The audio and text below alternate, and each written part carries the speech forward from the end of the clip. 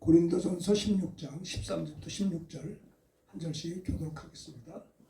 고린도전서 16장 13절을 제가 봅니다. 깨어 믿음에 굳게 서서 남자답게 강건하라. 너희 모든 일을 사랑으로 행하라. 형제들아, 스데바나의 집은 곧 아가의 첫 열매여 또 성도 섬기기로 작정한 줄을 너희가 아는지라. 내가 너희를 권하노니 이 같은 사람들과 또 함께 일하며 수고하는 모든 사람에게 순종하라. 아멘. 고린도전서 16장 13절부터 16절의 말씀을 중심으로 말세를 살아가는 성도의 신앙 자세 한번 따라서 하시면 고맙겠습니다. 말세를 살아가는 성도의 신앙 자세. 말세치 말이죠. 다니엘서에 보면 말세의 징조가 나오는데 사람들의 왕래가 빨라지고 지식이 더해진다고 했습니다. 왕래가 빨라져요. 스피디한 것들이 많습니다. 기차도 빨리 가고 막 300km씩 가잖아요. 비행기도 엄청 빠른 속도가 나오고 이게 왕래가 빨라지는 것이 말세치말의 현상임을 이야기하고 있고요. 지식이 더해진다.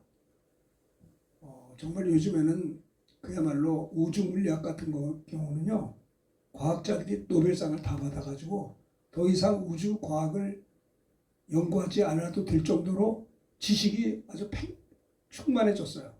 양자역학이라든지 우주물리학이라든지 연력학 이런 것들이 이것이 성경에 다 욥기에 나와 있는 창세기 1장 3장에 나와 있는 것들을 증명하고 있거든요. 이런 걸 보면은 다 드러났어요. 또 더더군다나 급작스럽게 AI가 발달해가지고 그야말로 지식이 더해지는 겁니다. 언제가 말세냐? 주님이 죽으시고 부활하시고 승천하신 다음에 성령을 보내주셨잖아요. 오순절날 성령 보내주신 그날부터 말세가 시작돼서 언제까지? 주님 재림하신 날까지가 말세라고 할 수 있어요.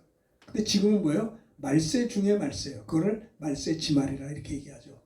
그러면 말세에는 어떤 일이 생기느냐? 고통하는 때가 이른다고 했습니다. 사람들의 사랑이 식어지고 무정하고 부모를 거역하고 하나님 사랑하는 것보다 세상을 더 사랑하고, 이게 말세에 고통하는 때에 이런 일이 있겠다는 거죠. 적그리스도가 나타나고요. 그래서 오늘 말씀의 제목은요, 말세를 살아가는 성도의 신앙 자세가 있어야 돼요. 신앙의 자세, 그렇죠? 성도로서의 믿음의 자세가 있어야 된다는 겁니다. 말세를 살아가는데 우리가 어떻게 신앙의 자세를 가다듬어야 되느냐, 여기에 좀 관심을 갖고 말씀을 전하려고 합니다. 사실은 그렇습니다. 이 고린도는요 굉장히 왕성한 도시입니다. 그리고 고린도는요 뭐랄까 굉장히 발전된 동네예요. 상업이 발달했고 그리고 왕성하기 때문에 또 죄악이 관영한 곳이 이런 고린도 도시입니다. 그래서 사도 바울이 고린도 교회 성도들에게 어떤 얘기를 했냐면, 깨어서 이 영적 전쟁터와 같은 고린도에서 성숙한 신앙 인격이 있어야 된다는 거예요. 그리고 깨어서 믿음에 굳게 서서 강건할 것을 이야기했고요. 모든 일에 예수님의 사랑을 가지고 사랑으로 행할 것을 이야기하고 있습니다. 고린도 도시 자체가 죄악에 관영한, 돈도 많고 굉장히 무역이 많았고 여러 가지로 아주 발달된 도시임에도 불구하고 굉장히 죄악이 관영한 아주 방탕한 도시 중에 하나가 고린도 도시거든요. 그래서 사랑하는 고린도 교회 성도들을 향해서 말세를 살아가는 성도의 신앙 자세가 어때야 되느냐? 영적 전쟁터 같은 고린도에서는 성숙한 신앙 인격을 가져야 되겠고, 헌신적인 신앙의 믿음의 선배들을 중심으로 교회 질서를 회복하라는 사도 바울의 부탁의 메시지가 오늘 이 고린도서 16장 13절부터 16절의 말씀입니다. 깨어서 믿음에 굳게 서서 강건하라. 두 번째는 오늘 본문은요, 모든 일에 예수님의 사랑을 가지고 그 주님의 사랑을 행할 것을 말하고요. 세 번째는 수고하는 모든 일꾼들에게 우리는 서로 섬기며 순종할 것을 이렇게 세 가지로 말세를 살아가는 성도의 신앙의 자세를 세 가지로 이렇게 이야기하고 있는 것입니다. 그러면 13절 말세를 살아가는 성도의 신앙 자세가 첫 번째는 뭐냐? 13절을 읽겠습니다. 시작. 깨어 믿음에 굳게 서서 남자답게 강건하라. 예수님도 그랬죠. 깨어서 기도하라. 너희가 시험에 들지 않도록 깨어 기도하라는 거예요. 깨어서 기도하지 않으면 시험 든다라고 하는 말입니다. 그렇죠? 군인들이 전방을 155마일의 철책선을 지킵니다. 철책이 뚫리면 안 되잖아요. 휴전 상태니까. 그런데 이 야간 보초 쓰는 형제들이 졸아버리면 뚫린단 말이에요. 그렇죠? 그래서 우리가 세상의 군사들도 밤새도록 철책을 지키고 깨어서 백성들의 생명과 재산을 지키려고 어쨌든 이 철책을 지키고 있어요. 깨어 있는 것입니다. 신앙생활 영적인 전쟁도 우리가 깨어서 있어야 됩니다. 깨어서 말세를 살아가는 성도의 신앙 자세는요, 우리가 잠자지 말고 깨어서 믿음에 굳게 서서 강건하라 13절에 말씀했습니다. 이것은 무슨 말이에요? 어떤 상황이든지 믿음의 담력을 가져야 된다는 겁니다. 깨어라. 그레고 오레오. 지켜보며 또 망을 보고 망본다 이 말이에요. 깨어 있으라는 거죠. 정신을 차리고 경계하라. 이게 깨어 있는 겁니다. 우리가 신앙생활은요, 이만하면 됐지라고 하는 그 마음이 드는 상태로 긴장을 푸는 상태부터 사고가 나게 됐어요. 군인들은요 계속 훈련을 받아요. 왜 그러냐? 긴장 풀어질까 봐. 긴장 풀어지면 이게 지게 돼 있어요. 그렇죠? 신앙생활도 깨어서 있어야지 긴장을 다 풀어놓고 기도도 안 하고 아무 생각도 없이 이렇게 정신줄을 놓고 있으면 넘어지게 돼 있는 거예요. 왜 사람들이 실수합니까? 왜 사람들이 죄를 범하고 불순종합니까? 깨어있지 못했기 때문에 그런 거예요. 말세를 사랑하는 성도의 신앙 자세가 뭐냐? 깨어서 믿음에 굳게 서서 남자답게 강건하라. 이 뭐냐면 어떤 상황에서든지 믿음의 담력을 가지고 있어야 될 것을 얘기해요. 어떤 경우에서든지 믿음의 담력을 잃어버려서는 안 된다는 거죠. 다윗도 그랬습니다. 다윗도 블레셋 사람 누구예요? 골리앗이 키가 2m가 넘어요. 엄청나게 큰 사람입니다. 그런데 그 할례받지 못한 하나님을 알지 못하는 그 블레셋 골리앗이 하나님의 택한 자들을 저주하고 욕보였을 때 다윗이 의분을 가지고 블레셋 사람에게 말합니다. 너는 칼과 창으로 단창으로 내게 나오거니와 나는 만군의 여호와 이름으로 곧 내가 모욕하는 이스라엘 군대의 하나님의 이름으로 내게 나아간다. 다윗은 골리앗과 대적할 때도 믿음의 담력을 가지고 뒤로 물러서지 않고 깨어서 믿음에 굳게 서서 믿음의 담력으로 만군의 여호와의 이름으로 어땠어요? 49절 한번 읽어봅시다. 사무엘상 17장 49절입니다. 시작. 손을 주머니에 넣어 돌을 가지고 물매로 던져 블레셋 사람의 이마를 치매 돌이 그의 이마에 박히니 땅에 엎드러지니라. 물맷돌은 작은 돌이에요. 그런데 만군의 여호와의 이름으로 어때요? 블레셋 사람의 이마를 향해 물맷돌을 던졌을 때 그 돌이 그 사람의 이마에 꽂혀버린 겁니다. 그 이마에 박혀버렸습니다. 땅에 엎드러져서 이겼어요. 그러니까 그 물맷돌은 작은 돌이지만 만군의 여호와 이름으로 하나님의 영광을 위해서 만군의 여호와 이름으로 나아갈 때 그 돌은 승리할 수 있었다라는 겁니다. 다윗이 믿음의 담력이 있었기 때문에 승리할 수가 있었어요. 오늘날 우리도 마찬가지예요. 골리앗과 같이 이런 굉장히 역경이 있고 상황이 좋지 않고 불리하게 보이는 환경이 있을 수가 있습니다.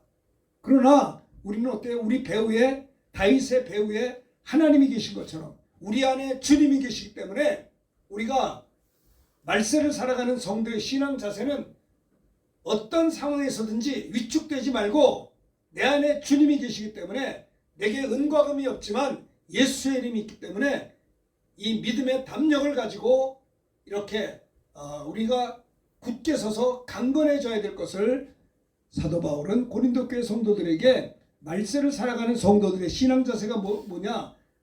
어떤 상황 속에서든지 믿음을 잃지 않고 낙심하지 말고 좌절하지 말고 두려워하지 말고 강하고 담대한 믿음의 담력을 가지고 나아갈 것을 이야기하고 있는 것이죠. 오늘날 말세를 살아가는 성도의 신앙 자세는 어떤 경우에서든지 믿음의 담력을 가져야 된다라는 것을 첫 번째로 말세를 살아가는 성도의 신앙 자세가 어떤 상황에서든지 믿음의 담력을 가지고 있어야 될 것을 첫 번째로 이야기하고 있는 겁니다. 어떠세요? 믿음의 담력을 가지고 있으십니까? 우리가 이렇게 살다 보면요, 생각지도 못한 일들이 막 생겨요. 아유, 이런 일이 있었나? 아니, 갑자기 왜 이런 일이 생기지? 막 가슴이 철렁거릴 만큼 환경적으로 이거 불가항력적인 어려운 역경이 와요.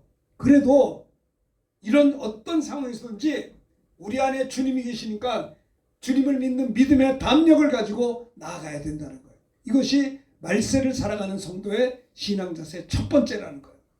아시겠죠? 어떤 상황에서든지 걱정하지 말고 두려워하지 말고, 성경은 말씀하고 있어요. 감당할 시험 밖에는 너에게 당한 것이 없다고 그분이 말씀하셨어요. 그리고 너희가 시험 당할 쯤에 피할 길을 주신다고 했어요. 믿으셔야 됩니다. 시험 당할 쯤에 피할 길을 주시사 너희로 능히 감당케 하신다고 주님이 약속하셨어요. 다시 말씀드리지만 천지는 없어져도 주님의 말씀은 1.1획도 변치 않고 이루어지는 겁니다. 말세를 살아가는 성도의 신앙 자세가 참 중요한데, 어떤 사람은 조금만 어려움이 있어도 막 낙심하고 좌절하고 그래요. 안 되는 거예요. 다윗도 골리앗 앞에서 좌절할 수도 있어요. 환경적으로 보면 그렇잖아요. 키가 2m가 넘은 큰 거인이에요. 덩치가 있고. 그는 또 전문적인 군인이에요. 다윗은 목동입니다, 사실은.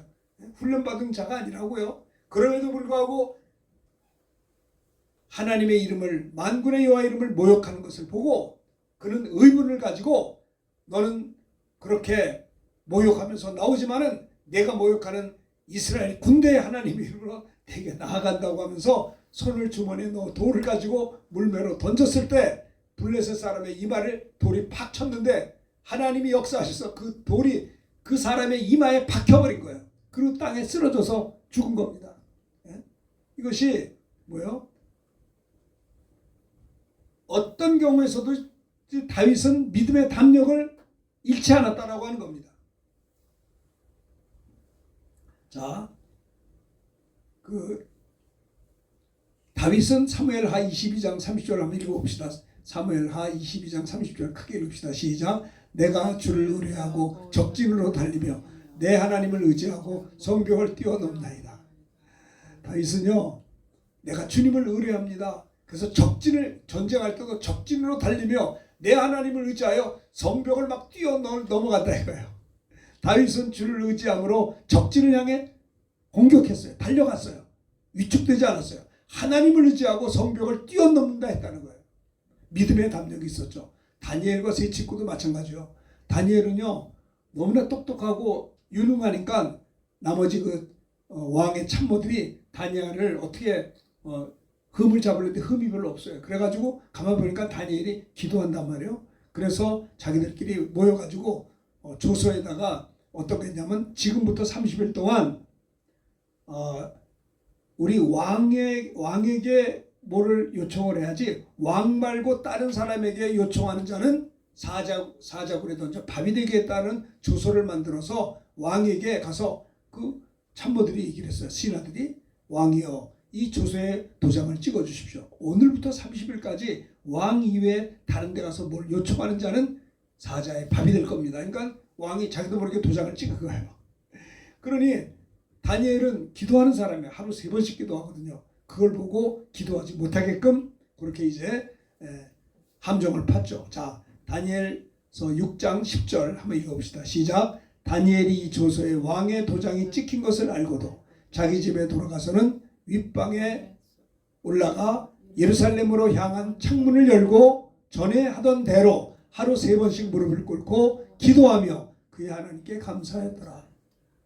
다니엘은 이러한, 만약에 자기가 기도하는 것을, 하나님께 기도하는 것이 발각이 되면 왕의 조서에 도장이 찍혔잖아요. 이미 왕도 그걸 모르고 찍었단 말이에요. 그러니까 그들의 그 신하의 어떤 그 함정에 빠지도록 한 거죠. 그래서 사자의 밥에 사자에게 던져버리면 죽을 거 아닙니까? 그런 죽음 앞에서도 왕의 도장이 찍히면 왕도 그걸 변기할 수가 없는 거예요. 그 나라 법이 조서에 찍었기 때문에.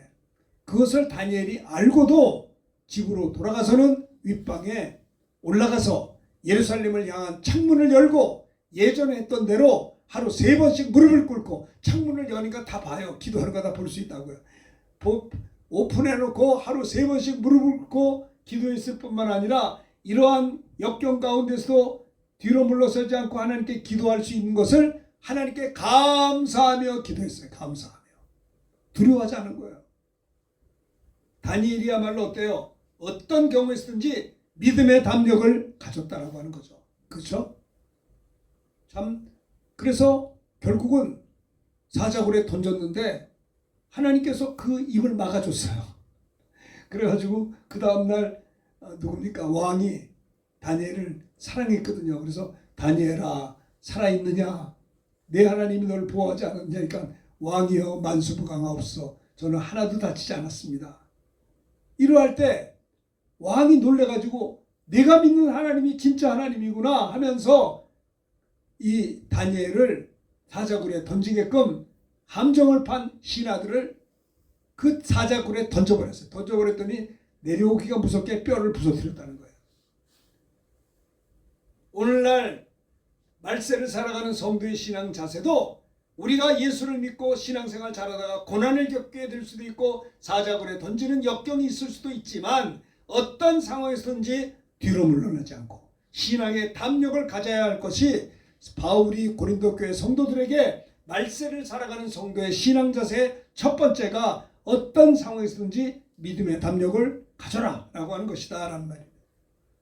그래서 다윗은 나의 힘이 되신 여호와여 내가 주를 사랑하나이다. 여호와는 나의 반석이요 나의 요새요 나를 건지시는 이시요 나의 하나님이요 내가 그 안에 피할 나의 바위요 나의 방패요 나의 구원의 뿌리시요 나의 산성이시로다. 나의 힘이 되신 여호와요 내가 주를 사랑하나이다. 여호와는 나의 반석이요 나의 요새요. 그렇죠? 어떤 상황에서든지 다윗은 하나님이 나의 방패이기 때문에 믿음의 담력을 가지고 다윗은 승리할 수가 있었다는 것을 시편 18절에도 볼 수가 있습니다.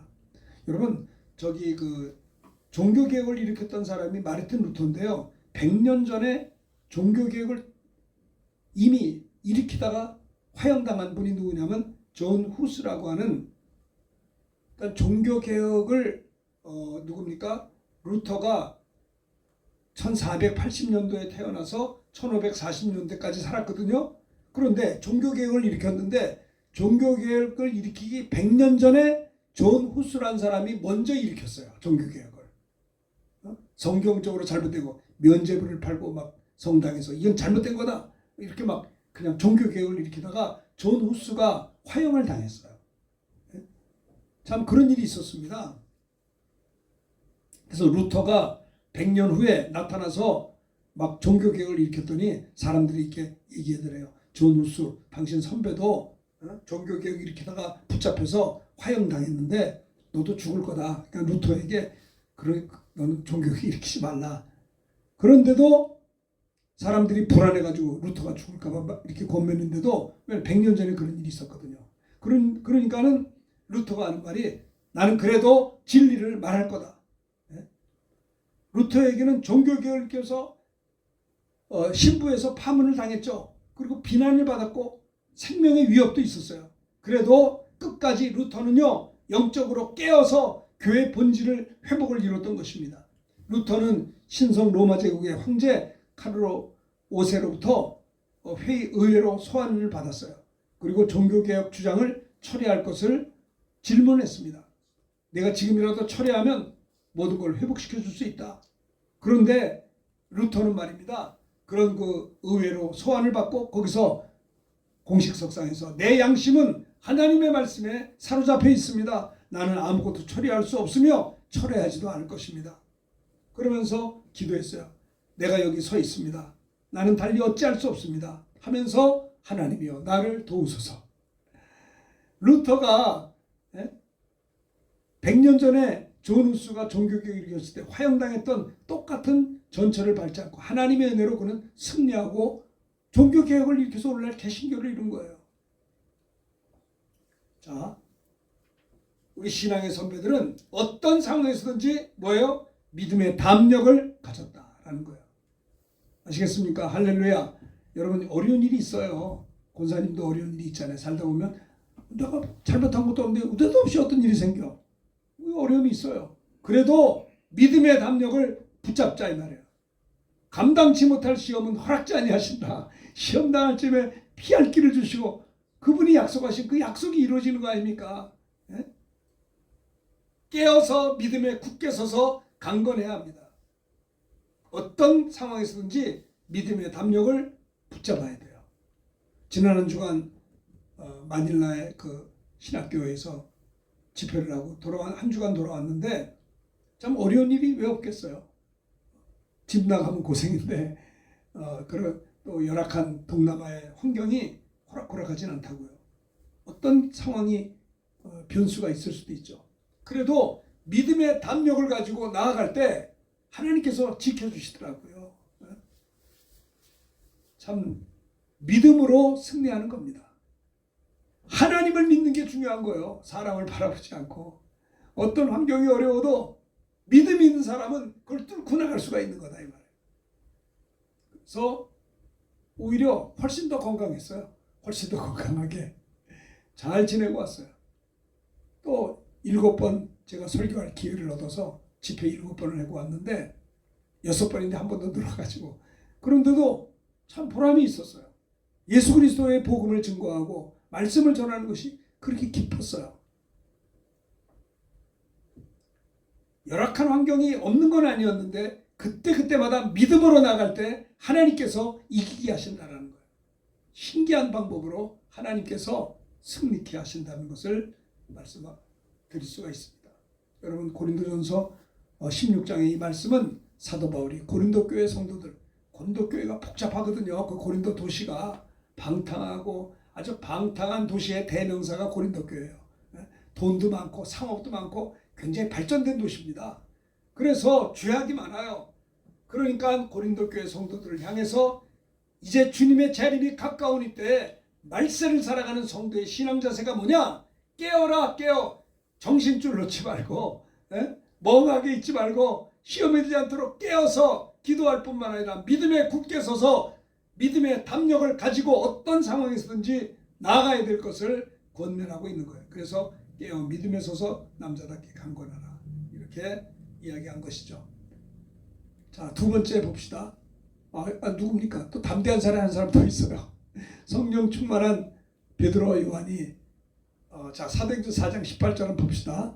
교독하겠어요. 그들을 불러 경고하여. 그러니까 뭐냐면 베드로와 요한이 막 복음 전해서 많은 사람들이 예수 믿으니까 또 막 박해를 하는 거예요. 자 18절 제가 보겠습니다. 사도행전 4장 18절 그들을 불러 경고하여 도무지 예수의 이름으로 말하지도 말고 가르치지도 말라 하니 베드로와 요한이 대답하여 이르되 하나님 앞에서 너희 말을 듣는 것이 하나님의 말씀을 듣는 것보다 20절 다 같이 봅니다. 우리는 보고 들은 것을 말하지 아니할 수 없다 하니. 자 이렇게 믿음의 담력이 있잖아요. 복음 전하다가 경고를 받고 박해를 받아도 어떻게 하면 예수의 이름으로 왜? 예수의 이름으로 걷지 못해서 걸었거든요. 5,000명이 예수 믿었다고요. 그러니까 난리가 난 거예요. 핍박과 박해가 많았어요. 그리고 베드로와 요한을 불러가지고 예수의 이름으로 말도 하지 말고 가르치지도 말라. 종교 지도자들이 그렇게 한 거예요. 그거 얼마나 답답해요. 세상 사람들이 아니라 그 당시에 종교 지도자들이 그렇게 믿는 자들을 박해했다고요. 베드로와 요한이 대답합니다. 하나님 앞에서 너희 말 듣는 것이 옳은가? 하나님 말씀 듣는 것이 옳은가? 너희가 판단하여 보라. 우리는 보고 들은 것을 말하지 아니할 수 없다. 우리 하나님 앞에서 사는 거다. 우린 사람을 기쁘게 하는 것이 아니라 하나님 앞에 하나님께 영광을 돌린다. 하나님을 기쁘시게 하는 자다. 신앙생활이 뭡니까? 사람을 기쁘게 하는 것이 아니라 하나님 앞에 하나님을 기쁘시게 하며 하나님의 인정을 받으며 하나님의 관심을 끄는 자가 승리하는 성도예요. 여러분 지난 한 주간 사시는 동안에 하나님의 관심을 끌만한 하나님 앞에 인정받는 삶을 살았습니까? 아니면 정신줄 놓고 세상과 타협하고 마치 머리 잘린 삼손처럼 맥이 없고 힘이 없고 맨날 골골거리고 맨날 아프다 그리고 그렇게 살았냐 이 말이에요. 성령 충만받은 사도 베드로와 요한은 성령 받기 전에는 그러지 않았어요. 역경 가운데 주님을 부인하고 주님을 도망갔는데 성령 받은, 그러니까 마태복음의 베드로하고 사도행전의 베드로가 달라요. 그 세상에 성령 받은 다음에 권능을 받아서 전도의 권능 받아서 3,000명이 예수 믿게 되고 또 병 고치는 권능 받아서 한 번도 걸어보지 못한 사람이 있는데 예수의 이름으로 걸어가라 하니까 걸어가잖아요. 그러니까 사람들이 모여가지고 베드로를 쳐다보니까 베드로가 솔로몬 행각에서 말입니다. 많이 모여있으니까 이 사람들아 왜 이 사람이 일어난 것이 내 경건과 능력으로 일어난 것처럼 왜 나를 주목하느냐? 너희가 십자가에 못 박아 죽인 예수를 하나님이 살리셨고 그 부활의 예수님의 이름으로 이 사람이 온전하여 걷게 되었다라고 사도행전 4장에서 말씀을 전할 때 4절에 보면 5,000명이 예수 믿었다고요. 그러니까는 예루살렘이 난리가 난 거예요. 그때부터 막 박해가 들어오고 핍박이 들어와서 경고합니다. 야 이 사람들아 예수 이름으로 말도 하지 말고 가르치도 말라. 그런데 베드로와 요한이 하나님 앞에서 이 사람들아 너희 말 듣는 것인가 들은 것이 옳은가 하나님 말씀 듣는 것이 옳은가 판단하여 보라. 우리는 보고 들은 것을 말하지 아니할 수 없다. 집안에서도요 믿음 좋은 식구가 믿음 시원찮은 식구들이 핍박해요. 그렇죠? 가족 식구들도 신앙 좋은 형제 이렇게 좀 있잖아요. 그러면 누가 힘드냐? 신앙 좋은 사람이 양보해야 돼요. 꼭 그렇다고요. 오늘날의 한국교회도 무능한 사람들이 능력 있는 사람들을 핍박하지 능력 있는 사람들은 무능한 사람들을 불쌍히 여기지 핍박하지 않습니다. 꼭 그렇게 예수 믿어야 돼. 적당히 믿지. 그런 소리를 하잖아요. 그 당시에도 예수 복음을 반대한 자들이 하나님을 믿는다라고 하는 종교 지도자들이었어요. 하나님을 믿어도 헛되게 믿은 거죠. 베드로는 이렇게 어떤 상황에서든지 요동하지 않고 믿음의 담력만 가지면 그때 하나님이 일하세요. 믿음만 가지고 있으면 어떤 상황 속에서도 주님 저 어떻게 하면 좋습니까? 하나님 도와주세요. 하나님이 응답하신다니까요. 자, 두 번째 봅시다. 첫 번째는 말세를 살아가는 성도의 신앙 자세는 깨어 믿음에 서서 강건하라. 어떤 상황이든지 믿음의 담력을 가져야 된다. 이거 꼭 가지고 계셔야 돼요. 이번 한 주간 상황 속에서도 어떤 상황이 있을 수 있어요. 그거 어떻게 해요? 믿음의 담력을 가지고 있어야 돼요. 자, 두 번째는 자 14절 읽어봅시다. 시작. 너희 모든 일을 사랑으로 행하라. 뭐로 행해요? 사랑으로 행하라. 이게 무슨 말이에요? 주님을 사랑함으로 항상 사랑으로 행해야 된다. 내가 주님을 사랑하는 마음을 가지고 항상 사랑으로 사람을 대해야 된다는 거예요. 모든 일을 사랑으로 행하라. 말세를 살아가는 성도의 신앙 자세는 첫 번째는 어떤 상황에서든지 믿음의 담력을 가지고 승리해야 되고 두 번째는 모든 일을 예수님의 사랑으로 항상 누구를 대하든지 주님의 사랑을 가지고 사랑을 행하라라고 하는 겁니다. 이것이 말세를 살아가는 성도의 신앙 두 번째 자세임을 오늘 이 본문에서는 말씀하고 있는 겁니다. 어떤 일이든지 모든 일을 온갖 모든 일을 사랑으로 아가페 하나님의 사랑으로 행하라. 그것입니다. 자, 요한일서 4장 11절 읽어봅시다. 시작. 사랑하는 자들아 하나님이 같이 우리를 사랑하셨은즉 우리도 서로 사랑하는 것이 마땅하도다. 그래요. 19절 읽읍시다. 시작. 우리가 사랑하면 그가 먼저 우리를 사랑하셨습니다. 21절입니다. 시작. 우리가 이 계명을 주께 받았나니 하나님을 사랑하는 자는 또한 그 형제를 사랑할지니라. 하나님을 사랑하기 때문에 형제를 사랑하게 된다는 거예요. 우리가 하나님 사랑하는 것은 하나님 먼저 우리를 사랑했기 때문에 우리도 하나님 사랑하는 거예요. 우리가 주님에게 계명, 명령을 받았는데 하나님을 사랑하는 자들은 또한 하나님의 성도들, 형제들을 사랑하라는 것입니다. 참 거기 한인 선교사님이 계세요. 그런데 우리가 선교사님들이 얼마나 수고를 많이 하십니까? 그 선교지에 가서 주님을 사랑하는 마음으로 그 선교사님을 사랑함으로 작은 것이라도 정성껏 믿음으로 섬길 때 그게 하나님께 영광이 되지 않겠어요? 모든 일에 주님의 사랑으로 행해야 된다는 거예요. 주님을 사랑함으로 항상 사랑으로 행해야 될 것을 바울은 고린도 교회 성도들에게 두 번째 신앙 자세, 말세를 살아가는 성도의 신앙 두 번째 자세로 사랑으로 행하라 라고 하는 겁니다. 누구를 만나든지 주님의 사랑을 가지고 행해라 이 말이에요. 누구를 만나든지 어떻게 하면 저 사람을 사랑할 수 있을까? 주님의 사랑을 나눌 수가 있을까? 자, 요한복음 13장 34절 크게 봅시다. 읽읍시다. 시작. 새 계명을 너에게 주노니 서로 사랑하라. 내가 너희를 사랑한 것 같이 너희도 서로 사랑하라. 35절 너희가 서로 사랑하면 이로써 모든 사람이 너희가 내 제자인 줄 알리라. 요한복음 13장에서 새 계명을 너희에게 주었다. 이게 뭐예요? 명령을 주신 겁니다. 새 계명을 너희에게 주노니 어떻게 해요? 서로 따라합시다. 서로 사랑하라. 아시겠어요? 사랑해야 돼요. 사랑하기 힘든 사람도 사랑해야 돼요. 에? 너희를 사랑하는 자만 사랑하면 무엇이 상이 있으리요? 그거는 이방인들도 하느니라. 사랑할 수 없는 사람까지도 사랑해야 된다는 거예요. 그렇죠? 사랑은 율법의 완성이라고 로마서 13장에서 바울이 말씀했어요. 예수님이 우리에게 뭘 명령했느냐? 하나의 명령이 뭐냐면 사랑의 명령을 했어요. 사랑의 명령. 고린도전서에 보면 사랑이 없으면 아무것도 아니라는 거예요.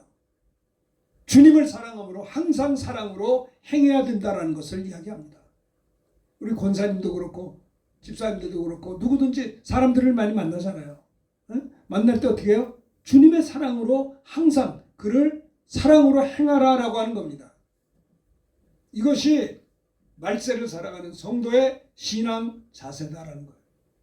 어떤 상황에서든지 믿음의 담력으로 승리해야 될 것이고, 두 번째는 이렇게 서로 주님을 사랑함으로 항상 사랑으로 행해야 될 것을 오늘 말씀은 우리에게 가르쳐주고 있는 것이죠. 내가 천사의 말을 한다 할지라도 사람의 방언을 한다 할지라도 하나님을 사랑함이 없으면 소리나는 구리와 우리는 꽹과리가 된다고 했습니다. 네? 고린도서 12장 30절 읽어봅시다. 시작. 너희는 더욱 큰 은사를 사모하라. 내가 또한 가장 좋은 길을 너희에게 보이라. 물론 고린도서 12장은 은사가 많습니다. 방언의 은사, 방언 통역의 은사, 예언의 은사, 신유의 은사, 믿음의 은사, 믿음의 지혜, 말씀의 지혜, 지식의 은사, 여러 은사가 많아요. 그런데 고린도서 12장 끝절 31절에 보면 너희는 더욱 큰 은사를 삼아라. 제일 큰 은사가 뭐냐? 내가 또한 가장 좋은 길을 너에게 보이려 하면서 고린도서 13장 1절에 보면 사랑에 대해서 말씀하고 있어요. 사랑. 하나님을 사랑하는 것이 가장 큰 은사예요. 그렇죠? 고린도서 13장 3절 읽어봅시다. 다 같이 크게 보세요. 이거 보세요. 읽으세요. 시작. 내가 내게 있는 모든 것으로 구제하고 또 내 몸을 불살에게 내줄지라도 사랑이 없으면 내게 아무 유익이 없느니라. 내가 많은 것을 구제하고 내 몸을 불살에게 내어줄 정도가 돼도 주님을 사랑함이 없다면 아무것도 아니라는 거예요. 주님을 사랑하기 때문에 이것도 하고 주님을 사랑하기 때문에 구제도 하고 주님을 사랑하기 때문에 형제를 협력하는 거죠. 주님을 사랑하는 은사, 이게 첫 번째 은사예요. 손양원 목사님도 주님을 사랑함으로 항상 사랑으로 행함으로 인하여 그 자기 아들을 죽인 안재선이를 용서하고 사랑으로 자기 아들로 입적을 했잖아요. 주님을 사랑함으로 항상 사랑으로 행했던 것입니다. 우리는 주님을 사랑하기 때문에 형제를 사랑할 수가 있다라고 하는 겁니다. 이것이 중요한 거예요. 내가 무슨 선교를 하고 와서 구제를 하고 뭘 하고 해도 사랑이 없다면 이거 아무것도 아닌 거예요. 내가 모든 비밀을 알고 예언 은사죠. 모든 예언을 한다 할지라도 은사가 있다 할지라도 주님을 사랑함이 없다면 아무것도 아니라는 거예요. 그게. 정말 주님을 사랑하느냐? 이게 중요한 거예요. 내가 방언을 하더라도 주님을 사랑함으로 해야지. 뭐 그러지 않으면 소리나는 구리와 울리는 꽹과리가 된다는 거예요. 천사의 말을 할지라도 사랑이 없으면 아무것도 아니에요. 가장 큰 은사는 주님을 사랑해요. 제가 중고등학교 다닐 때 우리 전도사님이 늘 우리 학생들하고 불렀어요. 내 구주 예수를 더욱 사랑 엎드려 비는 말 들으소서. 내 평생 소원이 내 구주 예수를 더욱 사랑 더욱. 그러면서 전사님 우리 학생들에게 하신 말씀 지금도 기억이 나요. 우리가 다른 건 좀 부족해도 주님을 사랑하는 것만큼은 우리가 양보하지 말자. 우리가 여러 가지 부족한 게 많고 약점이 있고 실수 많이 하더라도 주님을 사랑함에 있어서는 우리가 뒤로 물러서면 안 된다. 어떻게 하면 더 주님을 사랑할 수 있을까? 주님을 사랑하기 때문에 주님의 몸된 교회를 사랑하고, 주님을 사랑하기 때문에 주님의 종 목사님을 존경하고 사랑하고, 주님을 사랑하기 때문에 어떻게 보면 남노한 성도님도 사랑할 수 있어야 된다는 거예요. 주님을 사랑하기 때문에 이것도 하고 저것도 할 수 있어야 된다는 거예요. 말세를 사랑하는 성도의 두 번째 모습이 바로 그것이다라고 하는 겁니다. 14년 동안 지하교회 공산권에서 감옥에 갇힌 리처드 범브란트 목사님이 계세요. 그는 신앙을 지키려다가 14년 동안 감옥에 갇히면서 무서운 고문을 당했어요. 리처드 범브란트 목사님 공산권에서 지하교회에서 붙잡혀가지고 14년을 감옥 생활을 했어요. 무서운 고문을 당했습니다. 나중에 자기를 끔찍한 고문을 가했던 간수가 다른 죄에 인해서 그 범브란트 목사님이 있는 감옥에 데리고 왔어요. 그러니까 자기를 고문했던 간수가 어떤 개인적으로 다시 어떤 죄가 있어서 감옥에 들어왔다 이 말이에요. 똑같은 죄인이에요. 그런데 그 리처드 범브란트 목사님은 14년 동안 감옥 생활하고 그 고문당하고 고초를 당하면서도 자기를 고문했던 사람이 다른 죄로 투옥됐을 때 그는요 그 사람을 어땠어요? 자기의 작은 사랑을 주었어요. 보복하지 않았어요. 그를 위해서 간절히 기도해 주었어요. 그러니까 그 간수가 그러더래요. 목사님한테. 당신은 왜 나 같은 놈을 사랑하느냐? 내가 당신을 이전에 얼마나 괴롭힌지 않느냐? 그랬더니 그 리처드 범프란트 목사님이 내 안에 계신 주님이 당신을 사랑하시기 때문입니다. 그 기가 막힌 상황 속에서 용서할 수 없는 그 간수가 감옥에 들어왔을 때 주님의 사랑이, 주님이 당신을 사랑하기 때문에 그 주님의 사랑이 나를 통해 당신을 흘러간 것입니다. 그러니까 이 간수도 감옥에서 만나가지고 어색하잖아요. 그럼에도 불구하고 그 목사님이 자기를 고문했던 간수를 극진히 돌봐주고 붙잡고 불쌍히 기도해 줄 때 이 간수가 녹아버린 거예요, 마음이. 어거스틴은요, 성 어거스틴 아시죠? 하나님은 우리가 얼마나 많은 일을 하는 것보다 그 일이 얼마나 하나님을 사랑하는 것으로 사랑으로 하는가를 보신다는 말이 있어요. 일을 많이 하는 것도 좋지만 내가 주님을 사랑하기 때문에 그 일을 해야 된다는 거예요. 내가 뭐 선교를 하고 뭐 어디 가서 뭘 했다 뭐 예배당을 짓고 난리 쳤다 하더라도 주님이 보시는 것은 얼마나 주님을 사랑함으로 했는가를 보신다라고 하는 겁니다.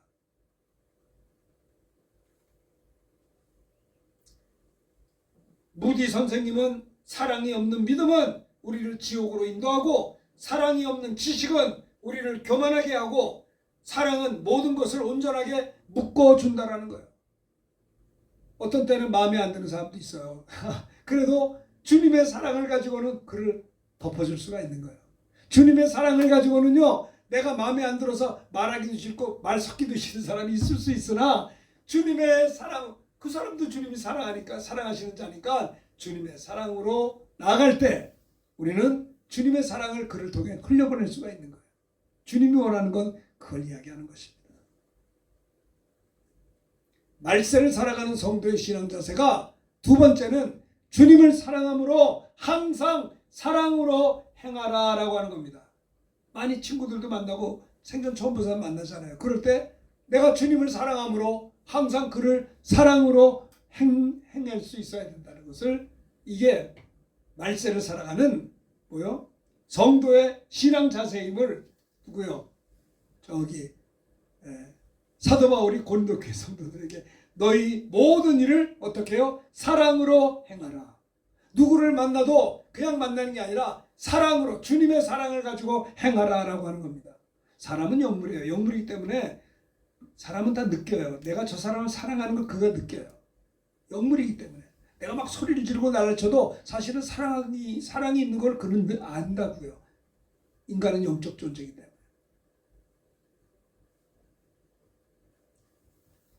자, 봅시다. 세 번째, 이제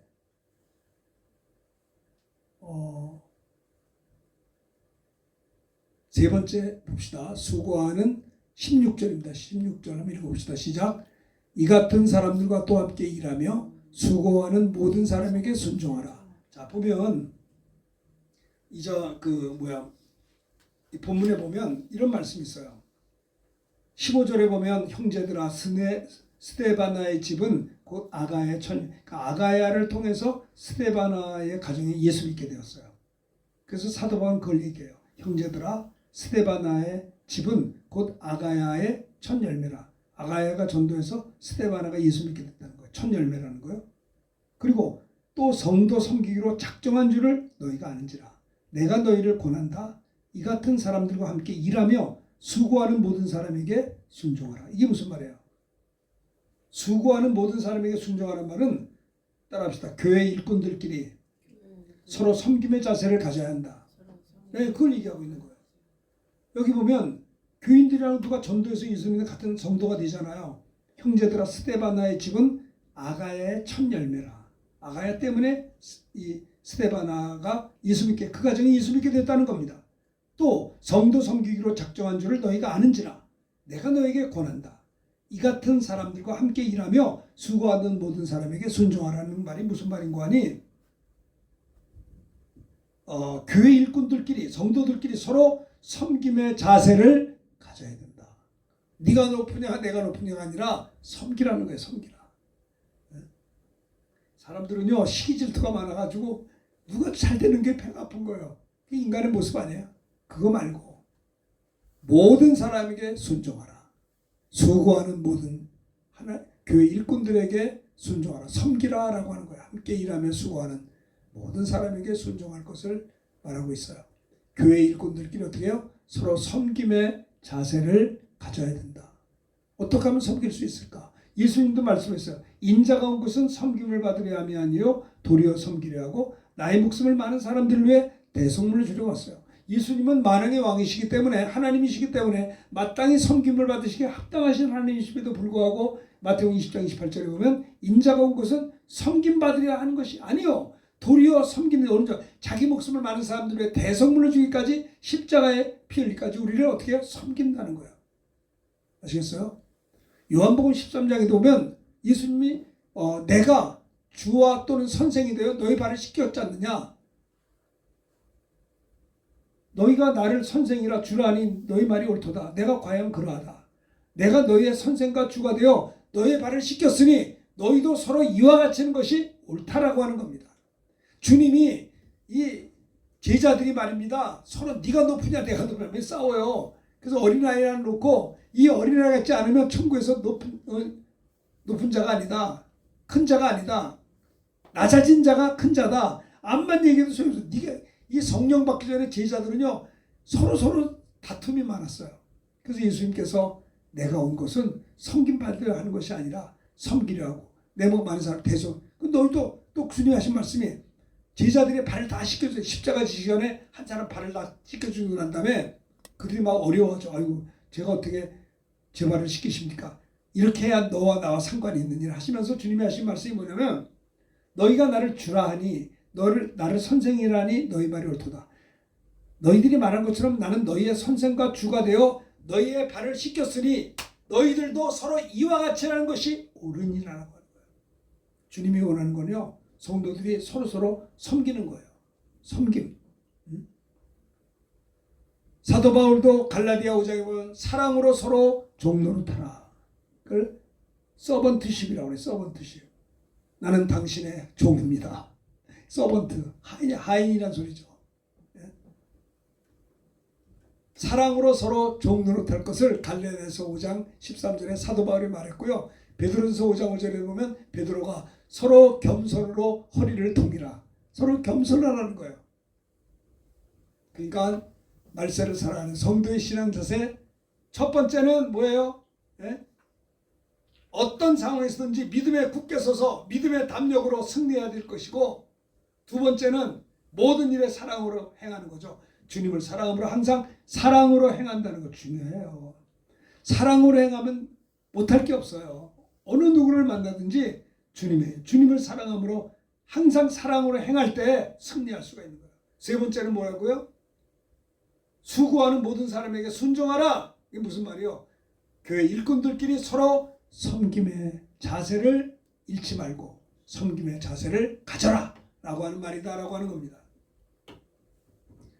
뭐 이거 잘 알잖아요. 가정교회. 뭐 제가 늘 얘기했던 거죠. 이건 가정교회, 휴스턴 교회. 네? 최영기 목사님이 한 가정교회. 많이 얘기했잖아요. 이거는요. 가정교회 4가지 기둥이 있어요. 네 번째 기둥이 섬김의 기둥이요. 섬김. 똑같은 얘기예요. 그러니까는 지난번에도 얘기했지만 미국의 휴스턴 도시에는 실리콘밸리라고 하는 박사원이 있어요. 실리콘밸리. 거기는 이제 최영기 목사님도 서울공대 출신이었다가 나중에 목사님이 되는 바람에 목사 되기 전에 미국의 휴스턴에서 박사원에서 직장을 가지고 실리콘밸리에서 돈을 벌고 살았어요. 그러다가 은혜받아서 최영기 목사님이 직장을 그만두고 신학교를 들어가서 졸업하고 목사 되어서 부임한 데가 휴스턴 서울교회예요. 한 200명 모이는데 부임했다고 그래요. 나중에 은퇴할 때쯤 돼서 한 2,000명까지 부임했어요. 그런데 이분이 가정교회를 이렇게 목회 철학이 참 좋은데 저도 이제 많이 공부를 했어요. 그런데 그 중에 하나가 섬김의 리더십이에요. 섬김의 리더십. 근데 그 중에 우리가 섬긴다. 옛날에 옥하는 목사님도 집회할 때 세족시기를 했어요. 세족식. 그래가지고 대야를 놓고 서로 발을 닦아주고 붙잡고 기도하는 그런 게 있었어요.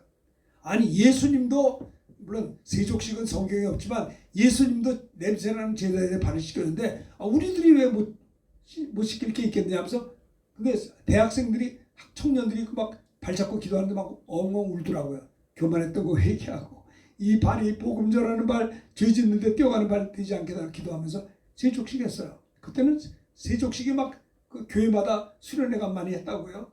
섬김. 발을 닦아주는 게 겸손이죠. 근데 휴스턴 서울교회에서는 섬김을 하나 더 차원을 높여서 거기 그 미국의 박사원은 대대로 백인들만 본부장을 하지 황색인종은 아무리 실력이 있어도 본부장은 안 시켜요. 그냥 실리콘밸리 박사원 회원이지 본부장은 안 시키는데 그 안수 집사님이 본부장이 되어서 최영기 목사님이 놀래가지고 집사님 불렀어요. 집사님 어떻게 해서 당신은 본부장이 될 수가 있었습니까? 이거는 전례 없는 일이잖아요. 그랬더니 그 집사님이 하는 말씀이 저도 잘 모르겠어요. 왜 나를 사람들이 본부장으로 시켜줬는지. 박사원 본부장이 된 거예요. 그런데 그가 하는 말이 뭐냐면 자기는 박사학위를 받고 그 직장에 박사원에 취직을 해서 일하면서 그때부터 섬김의 마음을 가지고 누구를 만나든지 저 사람을 영육간에 내가 복도다 드리고 성공시키겠다는 마음을 가지고 수십 년 일하다 보니까 자기는 대개 사람들이 만나면 저 사람 만나가지고 내가 딛고 뭐 하려고 그러잖아요. 그래서 좀 힘 있는 사람을 만나면 좋아지잖아요. 그게 우리의 본능인데 그거 말고 내가 누구를 만나든지 섬기고 내가 저 사람의 영혼과 육체가 잘 되게끔 이렇게 하게 직장 생활을 시작했는데 자기가 본부장으로 사람들이 해줬다는 거예요. 그러면서 그 최영기 목사님이 섬김은 발을 씻겨주는 정도가 아니라 우리가 누구를 만나든지 영육간에 성공시키는 겁니다. 제가 그 이야기를 누굽니까? 그 지난주에 필리핀 마닐라에서 사역하고 있는 우성 교사님한테 얘기했더니 우성 교사님이 그런 게 있군요. 참 좋네요. 그러더라고요. 그런 소리 처음 들어봤다고. 그래요. 이번 한 주간 우리가 사람들을 많이 만날 겁니다. 많은 사람을 만나는데 그 사람들을 만나서 섬겨야 되겠는데 어떻게 해요? 내가 누구를 만나든지 그 사람의 영육을 내가 좀 도와드리고 성공시키는데 어떻게 할 수 있까라고 할 때 그게 사랑 아닙니까? 그렇게 살라는 거예요. 그게 섬기면.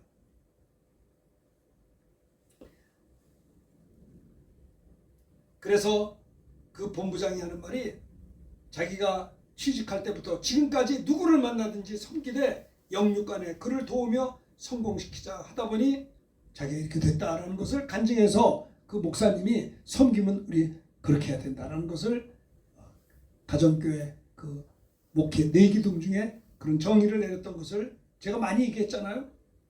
찰스 스펄전은 이런 얘기를 했어요. 사람은 하나님 앞에 무릎 꿇고 기도할 때나 넘어진 형제를 일으켜서 몸을 굽힐 때가 가장 훌륭한 겁니다. 엎드려 무릎을 꿇고 기도하는 것도 위대한 일이요. 넘어진 형제를 일으켜서 몸을 굽히면서 그를 일으켜줄 때가 가장 위대하다 이거야. 겸손히 섬김에 하나님을 섬기며 형제를 섬기는 그 모습이 가장 위대하다라고 찰스 스펄전 목사님은 이야기했어요. 참 명언입니다. 명언. 그렇죠? 자, 말세를 살아가는 성도의 신앙 자세를 쭉 얘기를 했습니다. 세 가지로. 첫 번째는 어떤 상황에서든지 믿음의 담력을 가지고 승리하자. 두 번째는 뭐요? 주님을 사랑함으로 항상 사랑으로 행하자. 세 번째는 뭐요? 교회 일꾼들끼리 서로 섬김의 자세를 가져야 될 것을. 이 본문은 우리에게 말씀한 걸 다시 한번 제가 얘기했습니다. 이 말씀 꼭 기억하고 어떤 경우에서든지 믿음으로 승리합시다. 어떤 상황에서든지 주님의 사랑으로 행합시다. 어떤 상황에서든지 서로 섬김의 자세를 가지고 한 주간 승리하는 우리가 될 수 있기를 주님의 이름으로 축원합니다. 이 말씀 들은 걸 기억하면서 찬송가 540장 주의 음성을 내가 들으니 찬양합니다. 540장 찬양합시다. 주의 음성을 내가 들으니 주의 음성을 내가 들으니 사랑하는 말일세 찬양합시다.